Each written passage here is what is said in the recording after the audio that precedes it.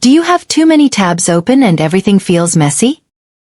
Fortunately, Chrome has a feature called Tab Groups. It helps you group related pages together. To use this feature, open Chrome.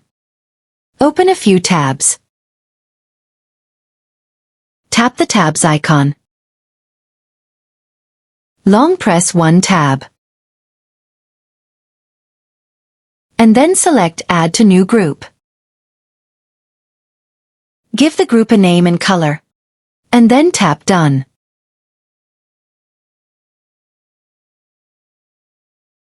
Drag other tabs into the same group.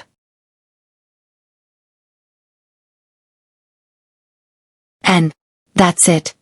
Now your tabs are cleaner, easier to find, and less stressful. Okay, thank you for watching. Please help to like and subscribe. Have a nice day.